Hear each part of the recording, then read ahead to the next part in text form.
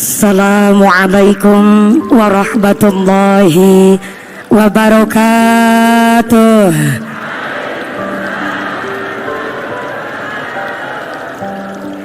Bismillahirrahmanirrahim. Alhamdulillah, alhamdulillahi haqqo hamdi, wassalatu wassalamu ala khairi khalqi Sayyidina wa maulana Muhammadin wa ala alihi wa ashabihil mujahidin at-tahirin, amma ba'd. Hadaratal mukhtaramin wal mukarramin, para alim, para ulama, para romo kiai, para masyayikh, para ibu nyai yang kami cadung barokah ilmu dan barokah doanya.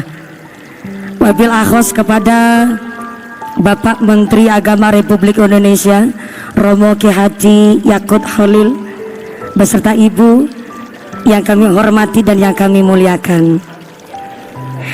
Aduhai senangnya diundang Menteri Agama, kumpul para kiai dan juga santri bersama. Putra kiai masyhur, itulah Menteri Agama.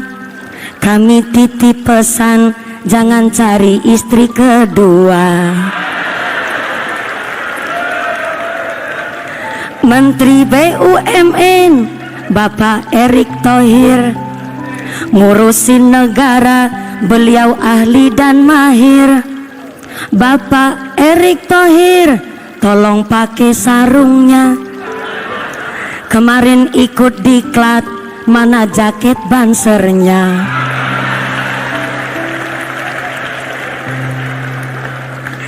Santri zaman sekarang pinter ngaji dan pinter keren, karena jenderal pendis pengasuh pondok pesantren. Hafal kitab kuning dan juga beken, tapi jangan lupa honor kami aja kelalen. Selamat Hari Santri 22 Oktober. Dari kitab Quran kita hidup bersumber. Kalau cari mantu, santri taat dan pinter. Kalau kurang pinter, minum obat pasang puyer. Kepada panjenenganipun Bapak Menteri BUMN Bapak Haji Erick Thohir yang kami hormati dan yang kami muliakan. Wabillahi khos kepada Direktur Jenderal Pendidikan Islam Romo Ki Haji Muhammad Ali Ramdhani yang kami hormati dan yang kami muliakan. Wabillahi khos kepada Bapak Menteri dan seluruh staf ahli yang kami hormati dan yang kami muliakan.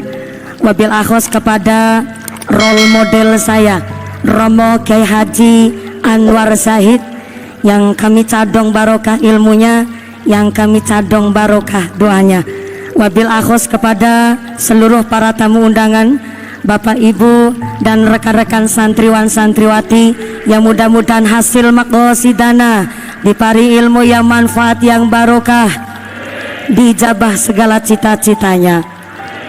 Bapak Menteri dan seluruh tamu undangan, adalah suatu kehormatan dan kebanggaan bagi saya dari kampung bisa menepati sowan derek datang ke Kemayoran, dan jujur saja baru baca undangannya saja sudah insecure, gemeter sampai minder, karena ternyata setelah saya baca yang rawuh adalah para menteri dan jajaran staf dan seluruh para kiai-kiai dan para santri di Indonesia.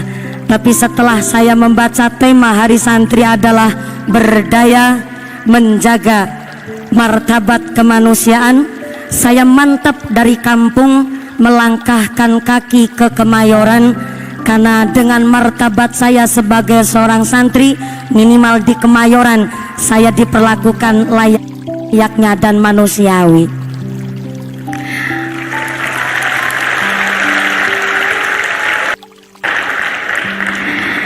Jikalau martabat seorang manusia dihargai, menurut kami para santri bahwa ternyata yang namanya harganya diri terletak pada adabnya, harganya jidat pada ilmunya, harganya bibir karena ada bibirnya, harganya hati karena ada imannya. Maka jikalau manusia dihargai sebab badannya, ternyata mohon maaf, yang namanya hewan juga punya harga.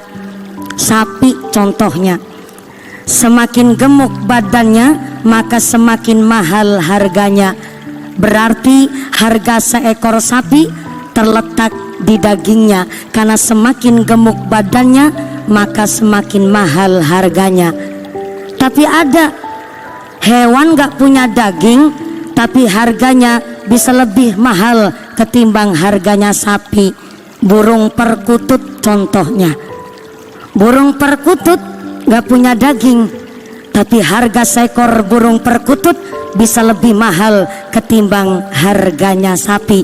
Berarti harga seekor burung perkutut tidak terletak di dagingnya, tapi terletak di suaranya.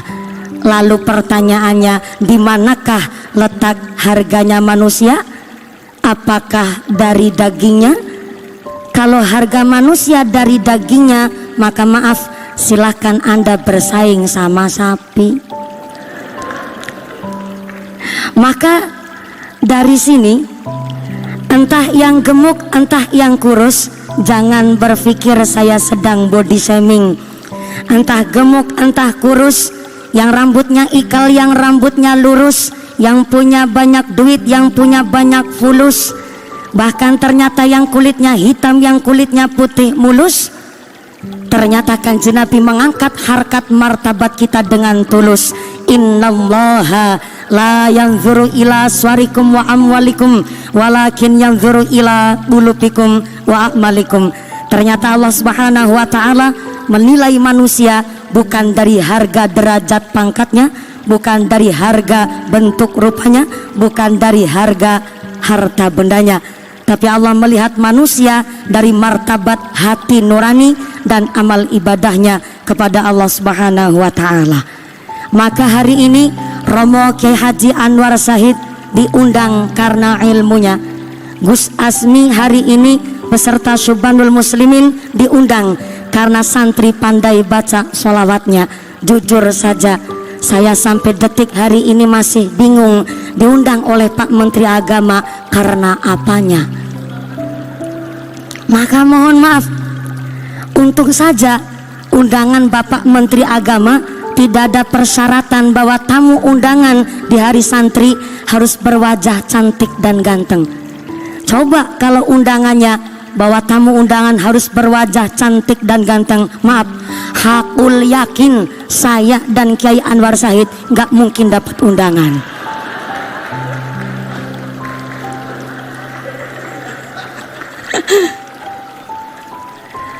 Maaf Kiai.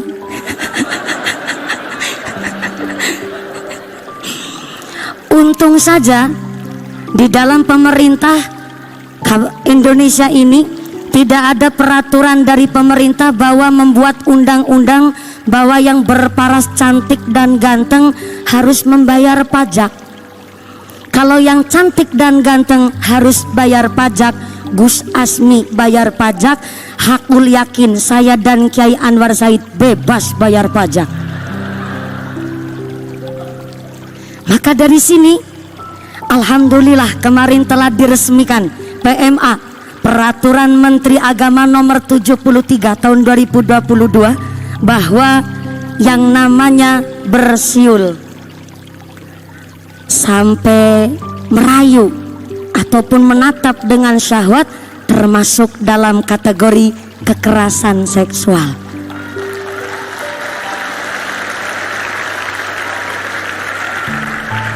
Dengan Peraturan Menteri Agama nomor 73 tahun 2022, kami khususnya para perempuan di Indonesia sangat betul-betul merasa dilindungi baik secara psikis, untuk berkontribusi di dalam Indonesia, untuk berinteraksi di dalam ruang publik. Maka dengan hari ini kita karena dilindungi oleh pemerintah, bahkan Menteri Agama, satu langkah lebih maju, berpikir bahwa betul-betul mengangkat harkat martabat seorang manusia dengan cara menjaga mental psikisnya, berarti dikembalikan kembali kepada setiap manusianya. Kalau pemerintah saja sangat memperhatikan martabat manusia, berarti kembali lagi ke perempuannya, betul-betul harus menjaga marwahnya untuk tidak mancing-mancing birahi yang ada. Mohon maaf, kalau memang perempuan ingin dihormati, berarti dari segi berpakaian pun harus dengan secara sopan. Mohon maaf, kalau sampai seorang perempuan cara berpakaiannya saja kurangan bahan, maka kalah sama buah-buah di pasar. Sekarang buah di pasar, Mbak, pada pakai baju semua. Buah apel pakai baju, buah pir pakai baju, buah jeruk pakai baju, buah anggur pakai baju. Sampai di kampung saya Cilacap, nangka bergelantungan aja pakai jaket.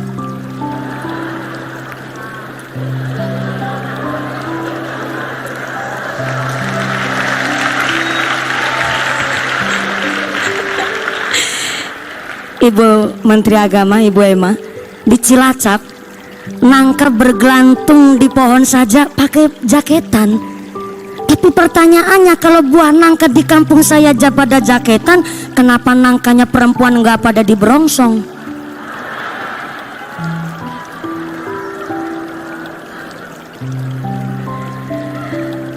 Maka hari ini kita sebagai seorang santri harusnya bangga, karena kita di pondok pesantren, Masya Allah, betul-betul menjaga marwah seorang perempuan. Bagaimana santri putra harus betul-betul dipisah dengan santri putri. Inilah kenapa namanya santri di pondok pesantren dipundasari dengan ilmu yang manfaat, ilmu yang barokah, karena harus punya pondasi yang kuat dan harus punya dasar. Supaya apa? Tidak tergerus oleh degradasi moral. Karena maaf, kalau santri nggak punya dasar, santri nggak punya pondasi, maka jadinya santri toge. Mbak, Mbak, Mbak, ada santri namanya santri toge. Apa sih namanya toge? Sifatnya toge, nggak tahu duduk perkaranya, nggak ngerti kentang kimpulnya, asal ngikut baik. Ada bakso, toge ngikut. Ada bakwan, toge ngikut. Ada soto, toge ngikut. Sampai-sampai ada tahu isi alias berontak, ngikut baik. Yang namanya toge. Anjay. Dan ternyata yang namanya toge nggak tahu duduk perkaranya, asal ngikut baik, itu yang namanya toge. Namanya santri harus punya dasar, santri harus punya pondasi. Maka ngendikanipun Sultanul Aulia Syekhuna Abdul Qadir Al-Jailani mengatakan di dalam kitab manakibnya, yaitu kitab Nurul Burhaniyah, bahwa namanya santri irsyadun nas. Santri adalah pemimpin di hari depan. Maka karena santri akan memimpin di hari depan, maka santri harus punya 3 ilmu landasan. Yang pertama, kata Syekh Abdul Qadir Al-Jailani, santri harus punya ilmu ulama, yaitu ilmunya para ulama. Apa saja? Nahwu sorof, tasawuf, fiqih, tafsir, dan lain sebagainya. Yang kedua, yang namanya santri harus punya ilmu siasatul mulki. Saya ulang, siasatul mulki, harus punya ilmu siasah, harus tahu dasar pondasi negara, harus tahu ilmu berpolitik, harus balance antara ilmu ulama dan harus tahu ilmu pendasaran yang namanya suatu negara. Karena ketika seorang santri hanya tahu ilmu fikih tapi tidak mau belajar dan tidak mau melek dengan intelektual, tidak melek teknologi, tidak mau melek dan tidak mau up to date dengan apa yang terjadi di negara, maka bersiaplah akan jadi boneka permainan orang-orang yang hanya ikut politiknya kotor. Dan sebaliknya, kalau hanya seorang santri taunya ilmu politik tanpa didasari ilmu fikih, maka bersiaplah akan memunculkan gerandong-gerandong di masa depan. Apa itu gerandong-gerandong di masa depan? Seorang berpolitik tanpa tahu dasar hukumnya, maka apa baik doyan. Maaf, di Inggris ternyata sedang terjadi krisis ekonomi, sampai para siswa di Inggris penghapus saja dimakan, kertas dimakan karena saking krisisnya. Di Indonesia tidak ada krisis moneter, tapi ternyata ada orang yang berpolitik tapi tidak tahu dasar hukumnya, maka ternyata terciptalah gerandong-gerandong, aspal diuntal, semen diuntut, sampai-sampai wesi dilek, sampai serandal bedoyan.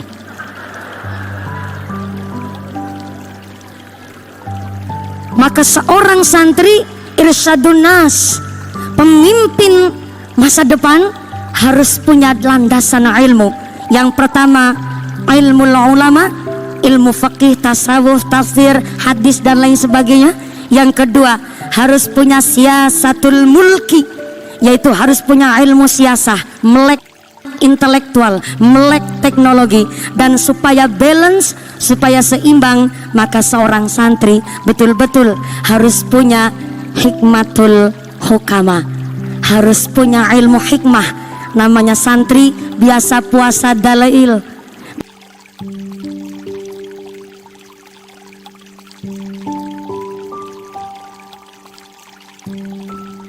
biasa puasa nyerowot, biasa puasa Senin Kemis, jam 2:30 pagi sudah dibangunin sholat tahajud untuk qiyamul lail. Inilah hikmahnya seorang santri untuk menjadi seorang menteri. Cita-cita kepingin jadi seorang kiai, jadi apapun yang sukses, maka harus di hari depan. Kalau nggak percaya, silahkan tanya sama Romo Kiai Haji Anwar Zahid. Beliau dari tadi merem bukan karena ngantuk, tapi lagi ngebatin. Santri ceramah kelamaan, kulu wailek suwan. Maka monggo Romo Kiai, beliau adalah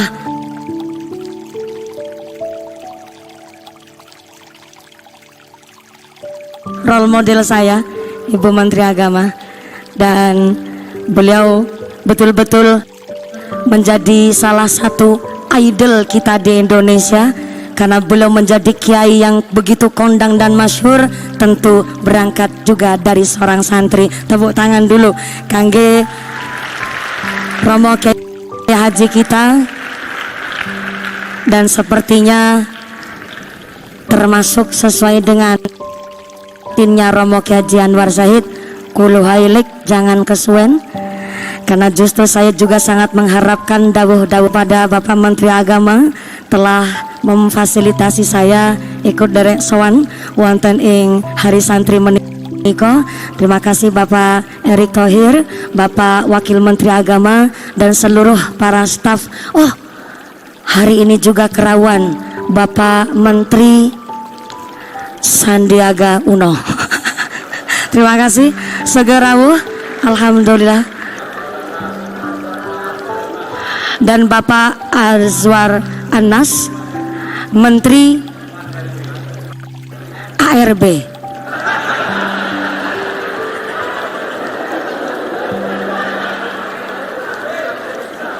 Mohon izin, siap-siap.